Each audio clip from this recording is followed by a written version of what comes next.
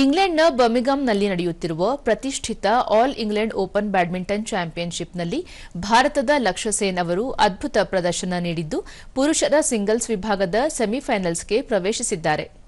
ನಿನ್ನೆ ರಾತ್ರಿ ನಡೆದ ಕ್ವಾರ್ಟರ್ ಫೈನಲ್ ಹಣಾಹಣಿಯಲ್ಲಿ ವಿಶ್ವದ 12ನೇ ಶ್ರೇಯಾಂಕದ ಆಟಗಾರ ಲಕ್ಷ್ಯ ಸೇನ್ ಚೀನಾದ ಪ್ರಬಲ ಸ್ಪರ್ಧಿ ಲೀ ಶಿಫೆಂಗ್ ಅವರನ್ನು ನೇರ ಸೆಟ್ಗಳಿಂದ ಸೋಲಿಸಿದರು. ಪಂದ್ಯದ ಆರಂಭದಿಂದಲೇ ಆಕ್ರಮಣಕಾರಿ ಆಟವಾಡಿದ ಸೇನ್ 21-13, 21-16 ಅಂತರದ ಭರ್ಜರಿ ಜಯ ದಾಖಲಿಸುವ ಮೂಲಕ ಅಂತಿಮ 4ರ ಘಟ್ಟವನ್ನು ತಲುಪಿದರು. ಸೆಮಿಫೈನಲ್ ಹಂತದಲ್ಲಿ ಲಕ್ಷ್ಯ ಸೇನ್ ಇಂದು ಕೆನಡಾದ ವಿಕ್ಟರ್ ಲೈ ಅವರನ್ನು ಎದುರಿಸಲಿದ್ದಾರೆ. ಈ ಮಹತ್ವದ ಪಂದ್ಯದಲ್ಲಿ ಗೆಲುವು ಸಾಧಿಸಿದರೆ ಫೈನಲ್ ಪ್ರವೇಶಿಸುವ ಮೂಲಕ ಪ್ರಶಸ್ತಿಯತ್ತ ಒಂದು ಹೆಜ್ಜೆ ಇಡಲಿದ್ದಾರೆ. ಈ ಟೂರ್ನಿಯಲ್ಲಿ ಭಾಗವಹಿಸಿದ್ದ ಭಾರತದ ಇತರ ಸ್ಪರ್ಧಿಗಳು ಈಗಾಗಲೇ ಹೊರಬಿದ್ದಿದ್ದಾರೆ.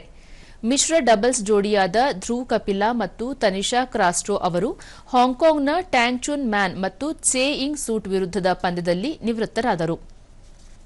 ಈ ಹಿನ್ನೆಲೆಯಲ್ಲಿ ಪ್ರಸ್ತುತ ಚಾಂಪಿಯನ್ಶಿಪ್ನಲ್ಲಿ ಕಣದಲ್ಲಿ ಉಳಿದಿರುವ ಏಕೈಕ ಭಾರತೀಯ ಆಟಗಾರ ಲಕ್ಷ್ಯ ಸೇನ್ ಆಗಿದ್ದು ಅವರ ಮೇಲೆ ದೇಶದ ಕ್ರೀಡಾಭಿಮಾನಿಗಳ